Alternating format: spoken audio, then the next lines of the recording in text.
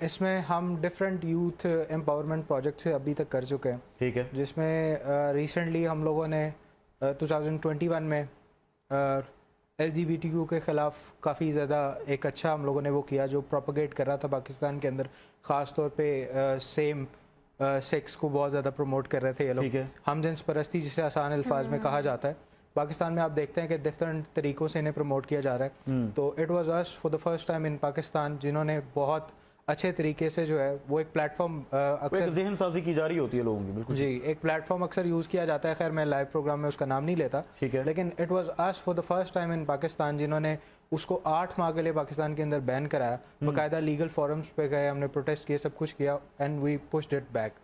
تو اس کے علاوہ فلڈ ریلیف آپریشنز تھے ہمارے, اینڈ تقریباً کوئی 71 سے لے کے آج تک آپ دیکھتے ہیں 50 سال گزر گئے. پاکستان اور بنگلہ دیش میں ایک جو ڈفرینس تھا, تو اس میں بھی it was as for the first time in 50 years جنہوں نے پاکستان اور بنگلہ دیش کے ریلیشنز کو نارملائز کرنے کے لیے کانفرنسز کی اور پبلک سیمینارز کیے, بنگلہ دیش گورنمنٹ سے کانٹیکٹ کیے, پیپل ٹو پیپل کمیونیکیشن کو پروموٹ کیا. پھر اس کے بعد اب ہماری کوشش یہ ہے کہ پاکستان اور بنگلہ دیش کی ڈائریکٹ فلائٹس جو ہیں وہ ان قریب جو ہے. کامران صاحب آپ سمجھتے ہیں کہ جیسے یہاں کی پبلک ہے, ہم نے بہت سارے اپنے دوستوں میں بھی دیکھا کہ وہ محبت کرتے ہیں, پاکستان کا حصہ ہی سمجھتے ہیں, لیکن پاکستانی, تو وہاں کے لوگوں کا کیا, ان کے کیا تاثرات ہیں, وہ کیا سمجھتے ہیں پاکستان کے حوالے سے, کیونکہ ان کی بہت سارے لوگوں کو ہم نے دیکھا کہ مائنڈ میکنگ اور طرح سے ہوئی ہے, تو ان کا اپنا قصور بھی نہیں ہے شاید, ان کے کیا تاثرات؟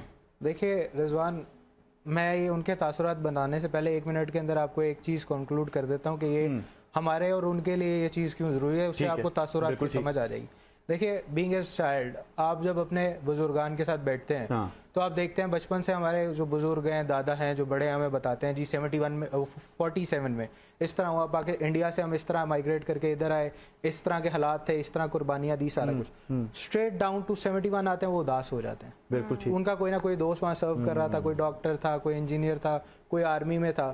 اب یہ ہر بچہ اس چیز کے ساتھ براٹ اپ ہوا ہے. بالکل ٹھیک. تو جس طرح ہم براٹ اپ ہوئے ہیں اسی طرح اسٹریٹ بنگالی بھی اس طرح ہوئے ہیں. اور میں یہ سمجھتا ہوں کہ پاکستان کے اندر, بنگلہ دیش کے اندر بنگالی ہم سے زیادہ اس چیز بارے میں سینٹیمنٹل ہے. اچھا ایک اور چیز کہ آپ کس ویژن کے تحت ابھی کام کر رہے ہیں, اور سب سے زیادہ کیونکہ آپ یوتھ ونگ کو دیکھ رہے ہیں, تو یوتھ کا رسپانس کیسا ہے اور یوتھ آپ کے ساتھ کس طرح سے انٹریکٹ کرتی ہے؟ دیکھیے میرے پاس نیشنل یوتھ الائنس کی پریزیڈنٹ شپ بھی ہے. دیٹ مینس تمام پولیٹیکل اور ریلیجیس پارٹیز کے جو یوتھ پریزیڈنٹ سینٹرل لیڈرشپ ہے وہ ہمارے ساتھ ان کانٹیکٹ ہے اور ہماری کیبنٹ کا حصہ ہے. ہم نے سب سے پہلے یوتھ لیڈر سے ہی پوچھا تھا کہ کیا اس کیمپین کو ہمیں لے کے چلنا چاہیے, اور انہوں نے ہمارا سیم سٹانس تھا. اب آپ جو سمپل کامن پاکستانی عوام ہے اس کی بات کیجئے تو ہم لوگوں نے الحمرہ آرٹ کونسل لاہور کے اندر ایک پبلک سیمینار کیا تھا جس میں بہت بڑی یوتھ کی تعداد تھی جنہوں نے اس چیز کو بہت زبردست طریقے سے سپورٹ کیا پاکستان میں, اینڈ وی ریسیوڈ اراؤنڈ کوئی thousands of messages from Bangladesh as well. اور vision just to normalise the relation between Pakistan and Bangladesh. Peace movement ایک طرح سے آپ کا مقصد ہے. کامران بھائی آج بات ہو رہی ہے تعلیم و تربیت کے حوالے سے بھی, نوجوانوں کے حوالے سے بھی بات کرنا چاہیں گے. آپ کا انٹریکشن زیادہ رہتا ہے نوجوانوں کے ساتھ, تربیت کے حوالے سے کیا دیکھتی ہیں, تربیت کا فقدان بہت زیادہ نہیں پڑ گیا؟ دیکھیے ایک انوائرمنٹ جو کریٹ کر دی ہے نا گھروں کی طرف سے اسپیشلی, جب ایک بچہ اسکول میں جاتا ہے تو ایک کمپٹیشن کا انوائرمنٹ کریٹ ہو گیا. اس کمپٹیشن کے انوائرمنٹ میں وہ ایکسٹرا کریکولر ایکٹیویٹیز کو یا باقی چیزوں کو اس طرح سے سیکھ نہیں پاتا. اس کے دماغ میں بس یہ ہے کہ میں نے کلاس میں فرسٹ آنا ہے, میں نے مارکس اچھے لکھنے ہیں, نہ مورل ایتھکس ہیں, نہ اس کے دماغ میں اور کوئی گرومنگ ہے. وہ آؤٹ آف دی باکس جا کے چیز کو سوچ ہی نہیں سکتا. اس کی نا ایک بہت بڑی اگزامپل آپ دیکھ لیں کہ آپ کے ملک کے اندر کوئی بہت بڑا انڈسٹریلسٹ ہے نا, وہ آج آپ کو کہہ رہا ہے کہ میں تو انڈر میٹرک ہوں. بہت بڑا کوئی ریئل اسٹیٹ ڈیولپر ہے, وہ کہہ رہا ہے جناب میں تو انڈر میٹرک ہوں. اس کی کیا وجہ ہے؟ جو بچہ آپ کا باہر مطلب پڑھتا نہیں ہے یا اسکول نہیں جاتا, کالج نہیں, میں یہ ریکمینڈ نہیں کر رہا کہ آپ کالج یا اسکول نہ جائیں.